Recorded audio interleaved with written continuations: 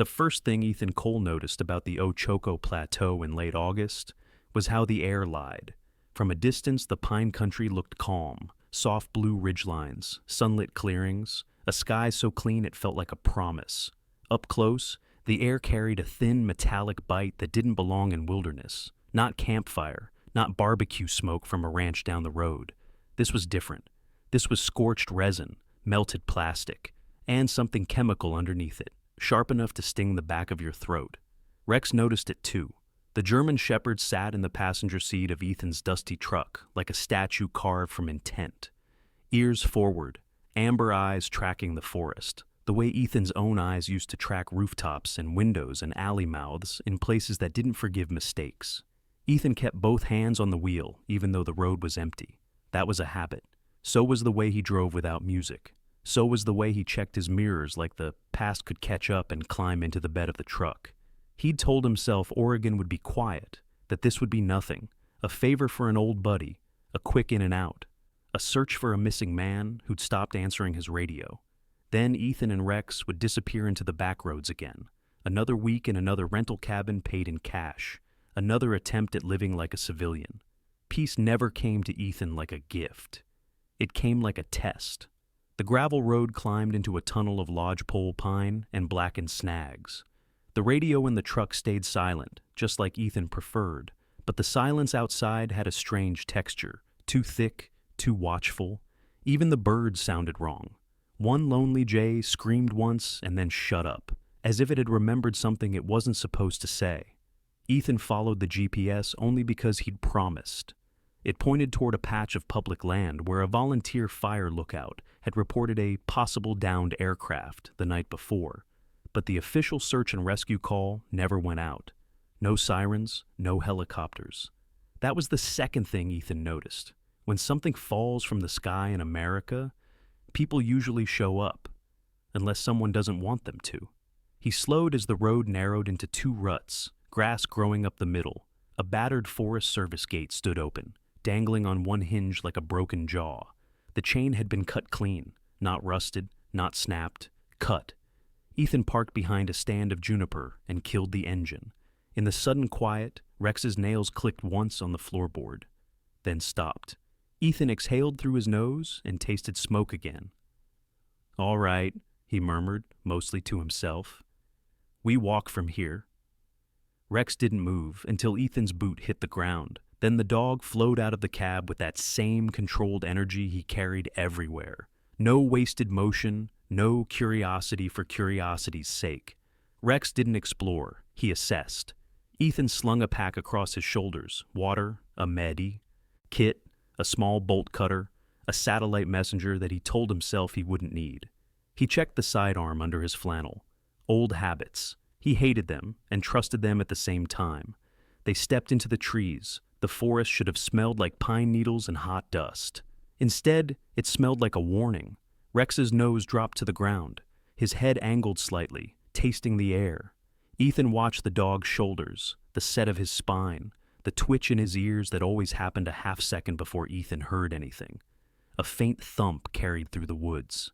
Not a bird, not a branch falling. A human sound, distant, dull, deliberate. Ethan stopped. Rex stopped with him, body lowering just a fraction, weight shifting forward, another thump. Then, the soft metallic clink of something being handled. Tools, men. Ethan moved without thinking. Off the trail, into the shade, using tree trunks as cover like the forest was an urban block. He hated how natural it felt.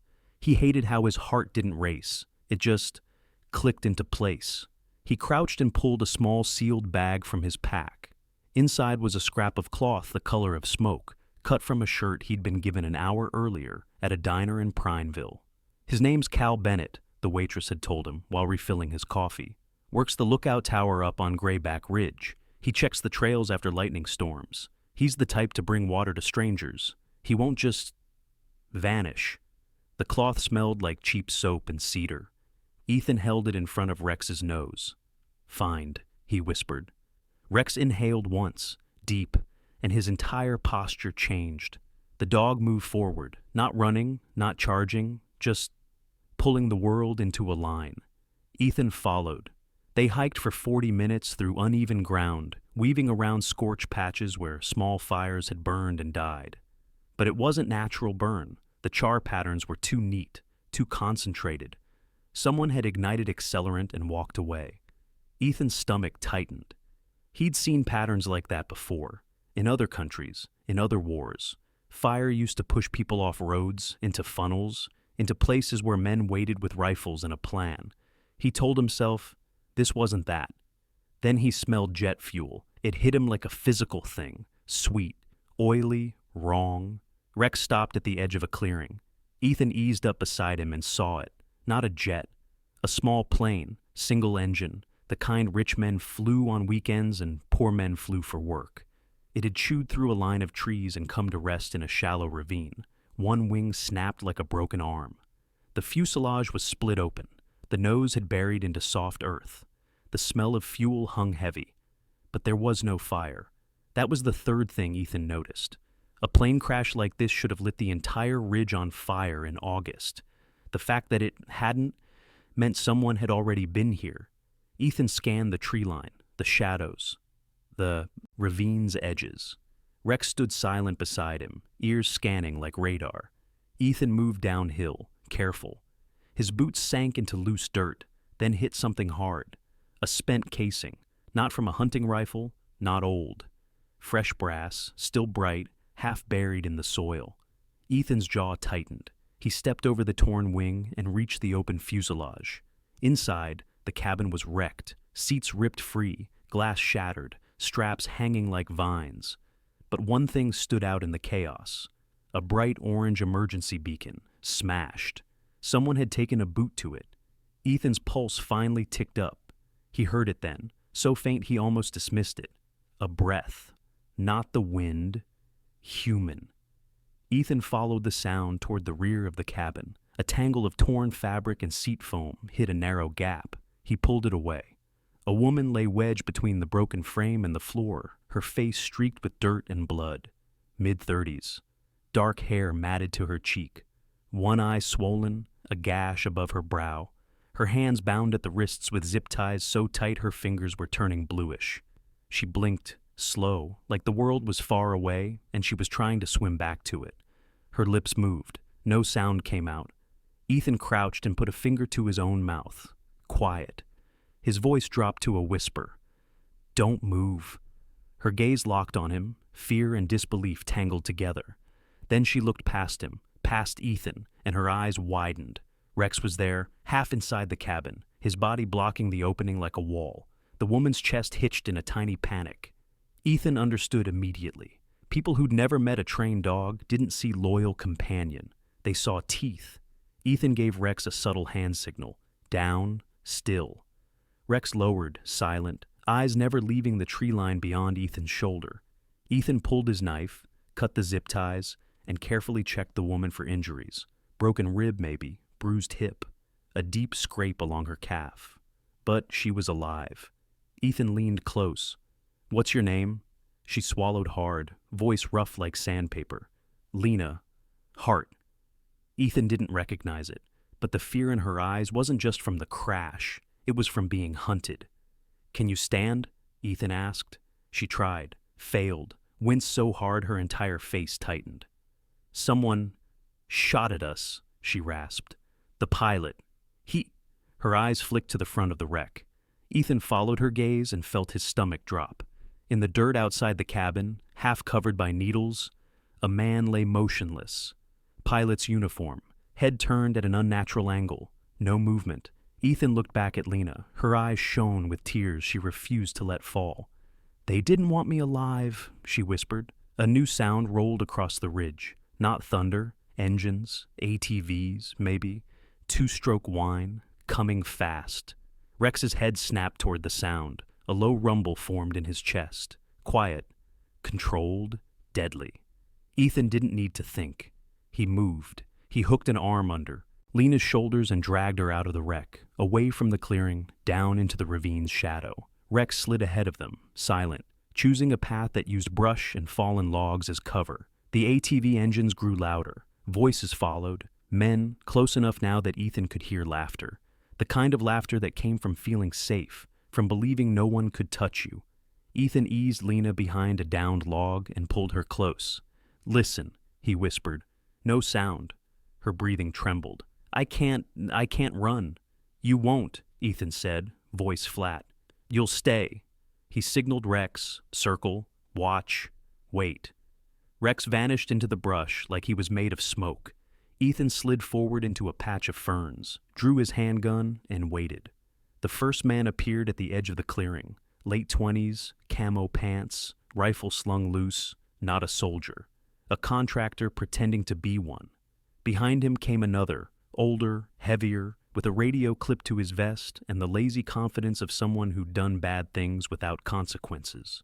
3 more followed, 5 total. They stopped near the wreck and looked it over like mechanics inspecting a broken machine. The heavy one spit into the dirt. "Beacon's gone," he said. "Yeah," the young one replied. "I stomped it. She ain't calling nobody." The heavy one chuckled. "Boss wants her breathing, says she's got something." The young one frowned. "What if she's dead?" "Then we make sure she stays that way and we go home," the heavy one said. "But if she's alive?" He shrugged like it was nothing. Ethan's world narrowed. Not rage, not panic, just a cold, familiar stillness. He tracked their spacing, the lines of sight, the way they weren't scanning the woods because they didn't believe anyone here could fight back. He heard Rex first, a sharp bark from the far side of the clearing, sudden and close. All 5 men whipped around, rifles rising. "Dog!" one shouted. "What the—" Rex exploded from the brush, not at them, but past them, fast, close, a blur of muscle and teeth and controlled chaos. Not attacking, diverting, pulling their attention wide. That was all Ethan needed. He fired. 3 suppressed shots in a measured rhythm. The first man dropped without a sound, surprise still on his face. The second staggered, then folded. The heavy one turned toward Ethan, eyes widening, mouth opening to shout. Ethan fired again. The heavy one fell backward into the dirt, like gravity had suddenly remembered him.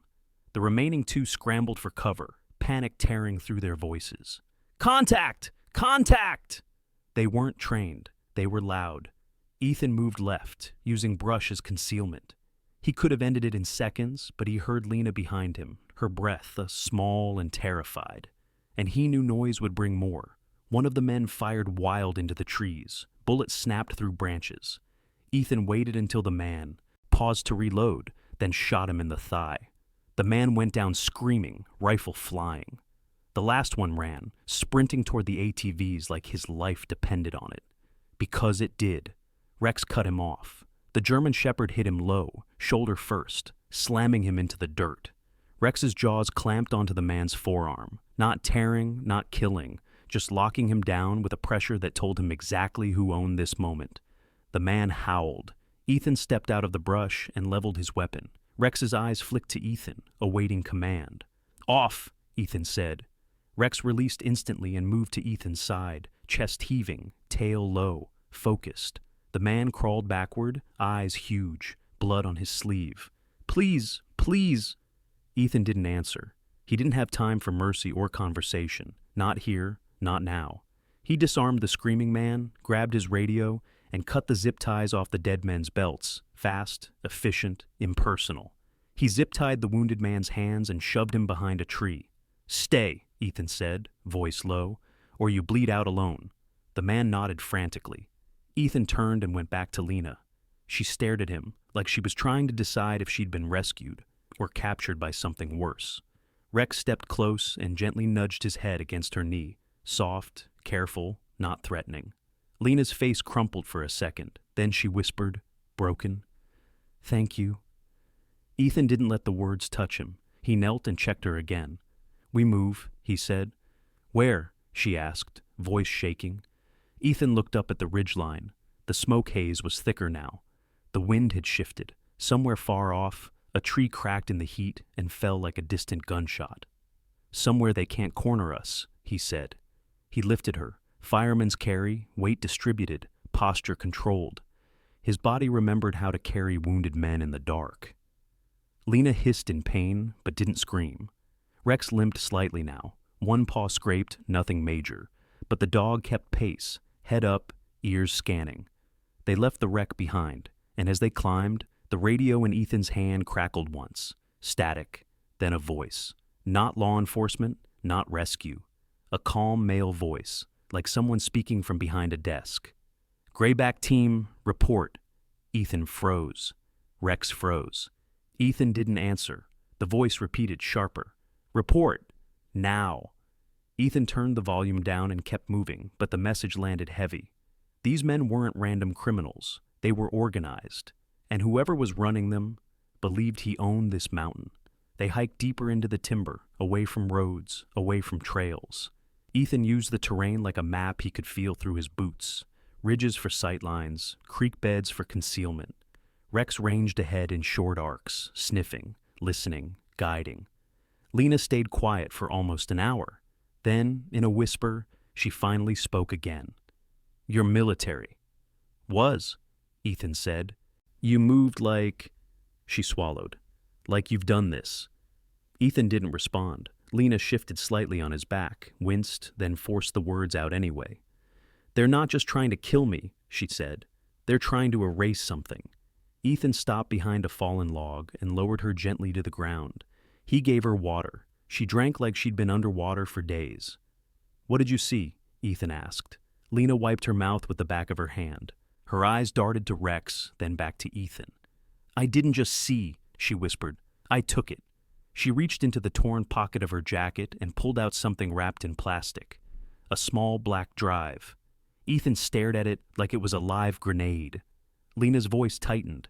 "Cal Bennett, the lookout. You know why he's missing?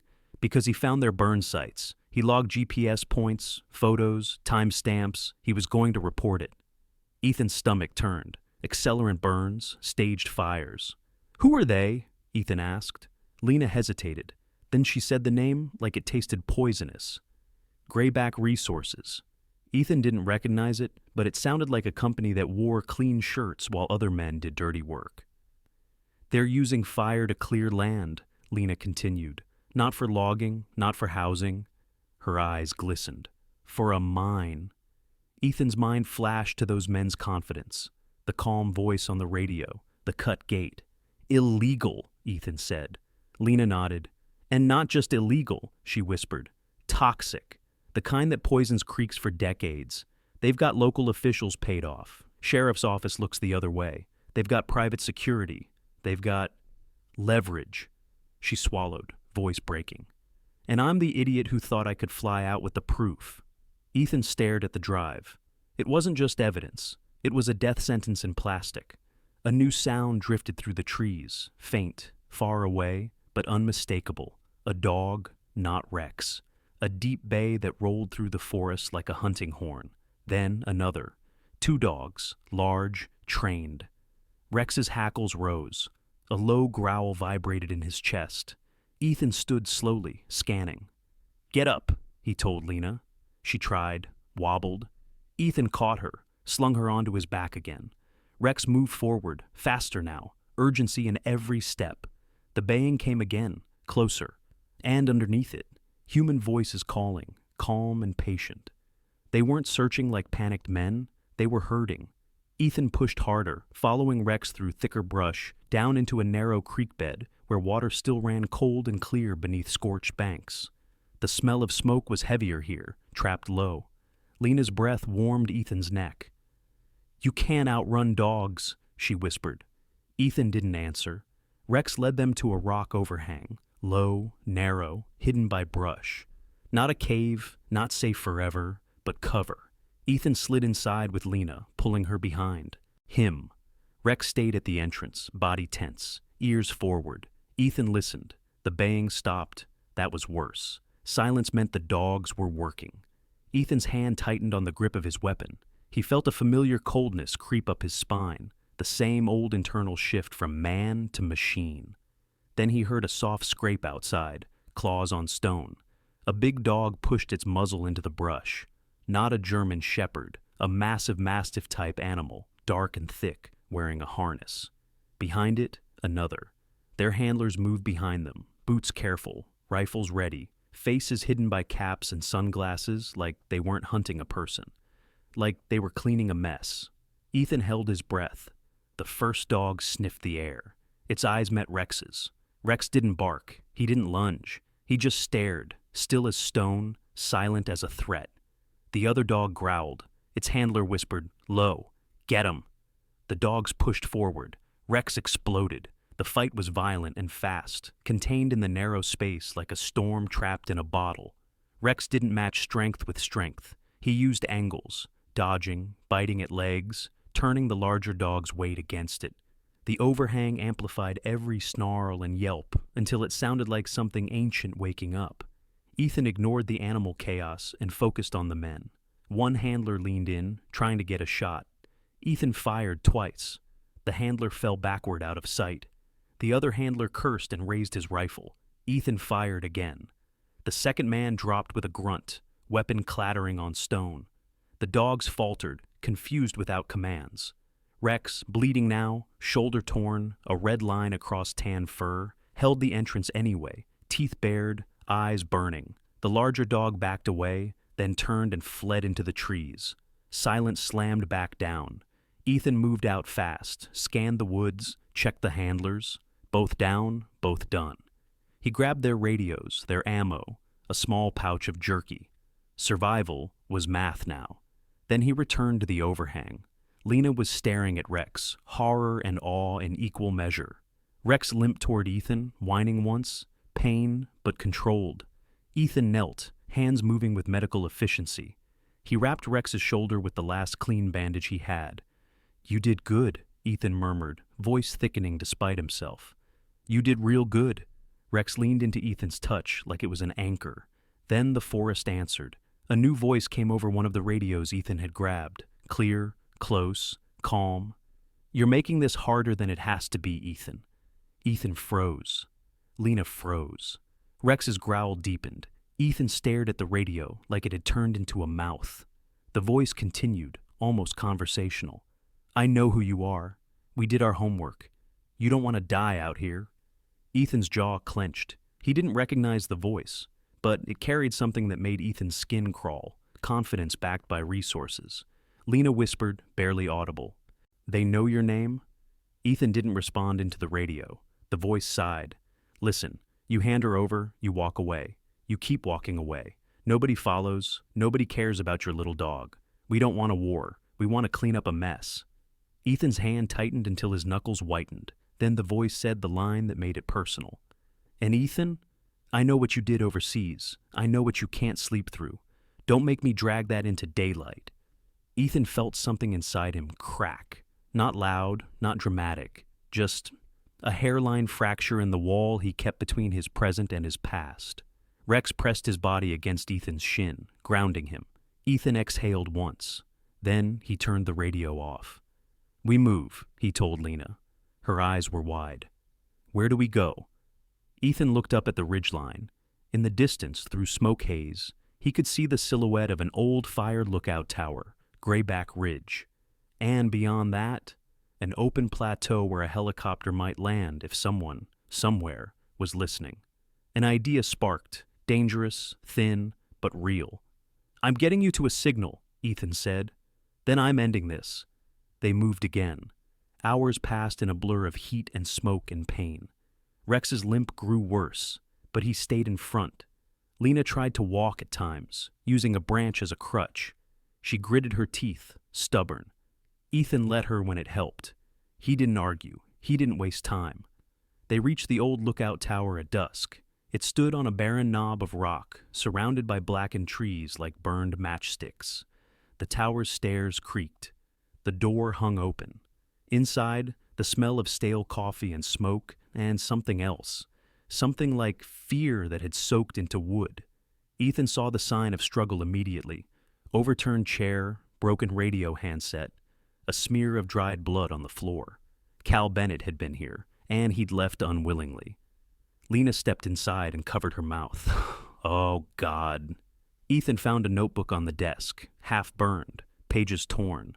But one page remained, protected under a map. Coordinates, notes, Grayback truck's night run, burn points, barrels by creek. Cal had been documenting everything. Then Ethan found something else, a small camera, smashed, but not completely. The memory card was missing. Lena's face tightened. "They took it," she whispered. Ethan moved to the tower's radio. Old, but maybe still tied into a repeater. He powered it up. Static. Then nothing. He tried frequencies, emergency, forest service, search and rescue. Nothing. The tower had been cut off, deliberately. Ethan leaned against the wall for a second. The fatigue finally pressed into his bones. His shoulder ached from carrying. His hands trembled slightly, not from fear, just from running on pure will. He closed his eyes for one heartbeat, and the past surged forward like a wave. The smell of smoke changed, became burning rubber, cordite, blood. The tower walls stopped being wood and glass and became mud brick and shadow. Lena's soft movements behind him became footsteps in a hallway in another life. His nervous system didn't care about logic. It cared about survival. He felt someone touch his arm, gentle, human, trying to help. Lena's voice, quiet.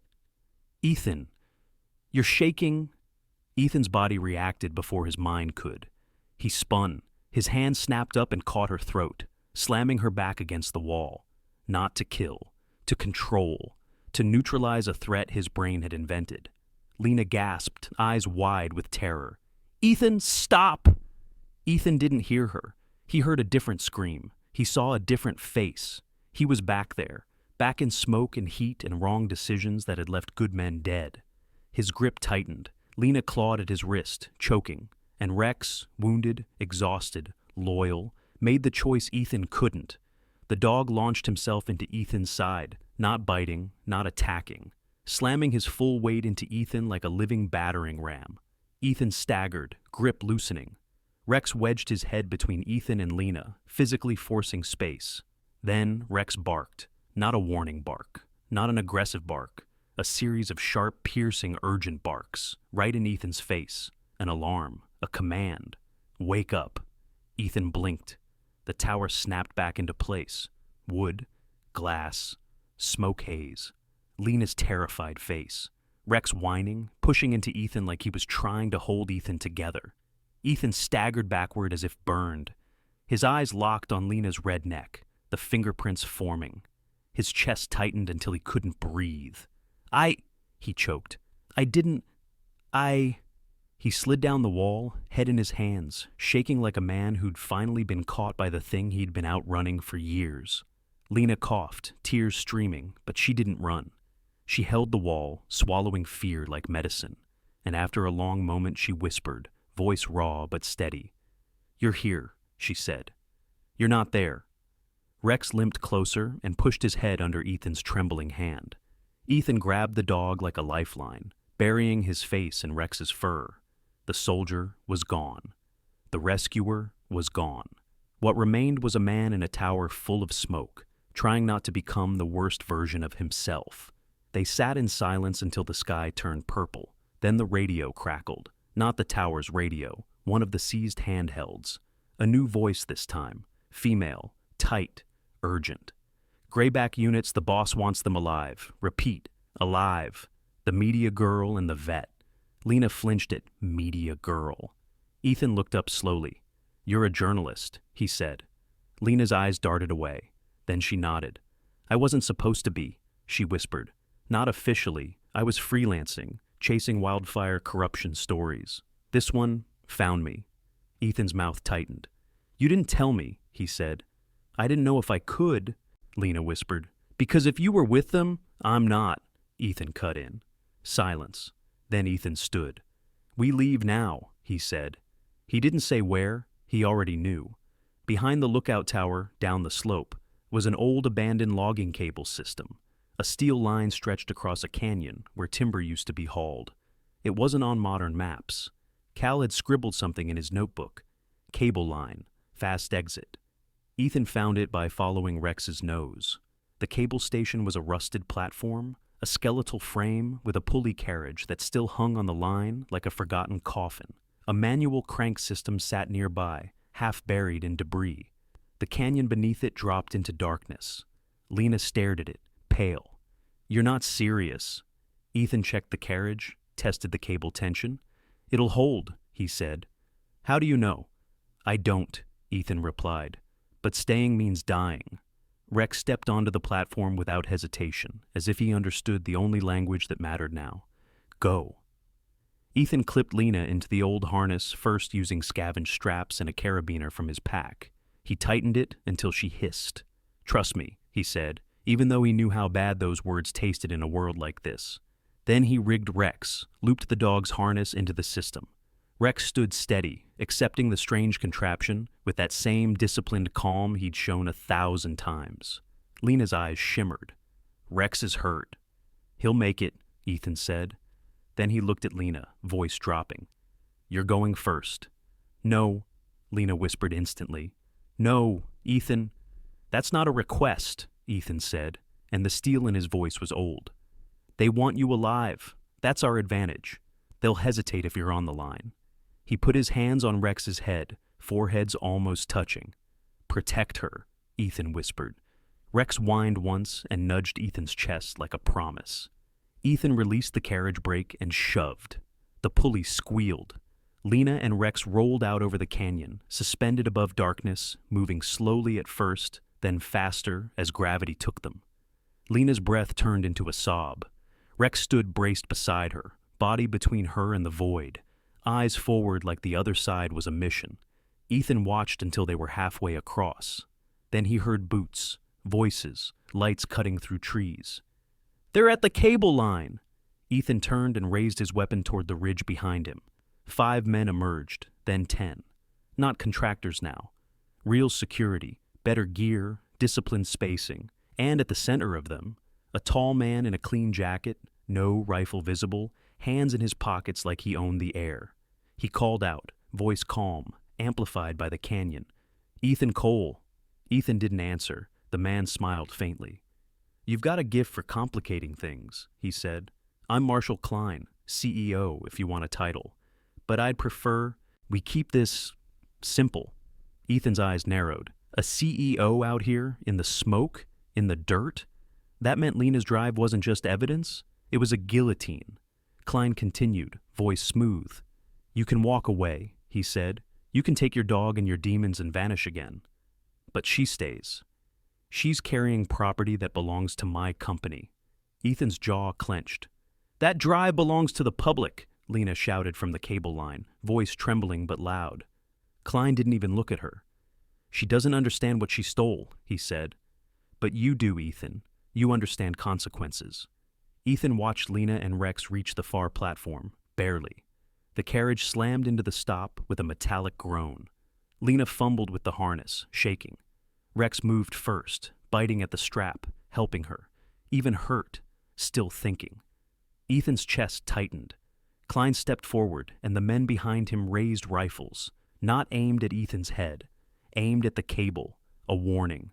Ethan's mind raced. If they shot the cable, Lena and Rex were safe on the far side now, but Ethan would be trapped, cut off. Klein smiled like he knew exactly what Ethan was calculating. I don't want to kill you, he said. Dead veterans make headlines. That's messy. His eyes sharpened. But I will put your dog down with my own hands if you force me. The words hit Ethan like a slap. Rex barked once from the far side, angry, defiant. Lena screamed, Don't you touch him! Klein's smile didn't change. Ethan's body became still, cold, focused. A plan formed, not heroic, not clean, necessary. He backed toward the cable station's control box and pulled out the small block of explosive he'd carried for years, something he told himself he kept for emergencies, as if his life still made room for that kind of justification. He set it inside the rusted control housing where the main cable anchor bolted into steel. Klein's eyes narrowed. What are you doing? Ethan didn't answer. He kept his gaze on the men's weapons. The moment Klein's security stepped forward, confident, thinking Ethan was cornered, Ethan pressed the detonator into place. He didn't arm it yet. He waited for the exact moment the men's focus split. Rex provided it. On the far side, Rex limped into view on the platform, hackles raised, barking, drawing attention. 2 of Klein's men turned their heads instinctively, tracking the dog like predators noticing a rival. Ethan used that half second. He armed the charge. A red light blinked. 10 seconds. Ethan looked across the canyon, met Lena's eyes. He didn't wave. He didn't smile. He nodded once, sharp. Run. Lena grabbed Rex's harness and stumbled away from the far platform into the trees beyond it. Ethan turned and sprinted the opposite direction, away from the cable line, toward the rocky slope below the lookout tower, putting distance between himself and the blast. Clean's calm snapped. Shoot him! Rifles cracked. Bullets snapped through air and bark. One hit Ethan high in the shoulder, white-hot pain that spun him sideways. He slammed into dirt, breath knocked out, vision flashing. He forced himself up anyway, teeth clenched, running on pure refusal. Behind him, the explosion hit, not loud like a movie. A deep, brutal boom that punched the mountain's ribs. Metal screamed. The cable anchor tore free. The entire pulley station collapsed, rusted steel folding like paper. The cable whipped and snapped and then sagged into the canyon, severed. The only bridge between sides was gone. Gunfire stopped. Silence poured in. Ethan stumbled into a hollow behind rocks and finally let himself fall. Blood soaked his shirt. His arm went numb. The world narrowed into gray edges. Then he felt a wet nose press against his cheek. A low whine. Rex. Ethan's eyes snapped open, disbelieving. Rex stood over him, limping hard, blood dried on his shoulder wrap, eyes burning with loyalty and panic. And behind Rex, Lena knelt, face streaked with soot and tears. How? Ethan tried to speak, failed. Lena's voice shook. Rex wouldn't leave you. Ethan's throat tightened. Rex licked Ethan's cheek once, then pressed his body against Ethan's side like a living brace. Lena grabbed Ethan's good arm and pulled it over her shoulder. Can you stand? She whispered. Ethan forced air into his lungs. He nodded once. They moved, slow, staggering, ugly, not heroic, real. A wounded man, a bruised woman, and a limping dog. Becoming one stubborn creature that refused to die. They pushed toward a bare plateau Cal had marked, an old helispot used decades ago for wildfire crews. Ethan's vision tunneled. His breath came shallow. He could hear his heartbeat like a distant drum. He thought, stupidly, that this was where it ended. Then Rex stopped. The dog's ears lifted, his head tilted up into the wind, and Rex barked, one sharp, joyous sound that cut through the smoke. A new sound rolled in from the sky, a deep, rhythmic thump. Not from Ethan's head, real, rotors. Lena looked up, eyes wide. Out of the haze, a helicopter emerged, red and white, not military, rescue, a county medevac bird, escorted by a second helicopter behind it with a belly bucket hanging. Wildfire aviation, someone who'd decided this mattered. The rescue helo hovered low, kicking dust and ash into spirals. A medic dropped on a line, boots hitting ground running, calm voice loud over the roar. "We've got you!" she shouted. Ethan tried to speak. Couldn't. The medic was already working, cutting fabric, sealing wounds, pressing gauze into Ethan's shoulder, assessing Rex with a practiced glance. Lena clutched the drive like it was her heart. "I have evidence," she yelled into the noise. "They're burning the forest. Illegal mining. Cal Bennett is missing." The medic's eyes sharpened. "Sheriff's already been." "Called!" she shouted back. "State's en route. You're not alone anymore." Ethan didn't know if that was true. He didn't know if the system would actually show up, but he saw something that mattered more in that moment. Rex was lifted into a harness first, because the medic saw the dog's limp and the blood and understood that Rex wasn't just a dog. Rex rose into the air, calm despite everything, eyes locked on Ethan until he disappeared into the helicopter. Lena went next, then Ethan, hands grabbing him, pulling him into the belly of the aircraft, like hands pulling him back from an edge he'd been leaning over for years. Inside, the noise muted behind the door. Warmth hit Ethan's face. Rex limped toward him immediately and collapsed beside him, heavy head pressing across Ethan's thigh like a promise kept. Lena crawled closer and grabbed Ethan's good hand. Her grip was shaking, but it held. Ethan stared at the ceiling of the helicopter as the world vibrated beneath rotors and the forest fell away. He didn't feel triumphant. He felt something quieter, a kind of exhausted gratitude that didn't need words, because he hadn't been perfect. He hadn't been clean. He'd almost become the monster his past kept trying to carve him into. And Rex, wounded, loyal, stubborn, had dragged him back. Not with bullets, not with orders, with weight, with presence, with love that didn't ask if Ethan deserved it. As the helicopter banked away, Ethan saw the plateau fade into smoke and distance, and for the first time in a long time, he believed something simple. No one gets out of the fire alone. Sometimes your mission isn't to win, sometimes your mission is just to stay human, long enough for help to find you.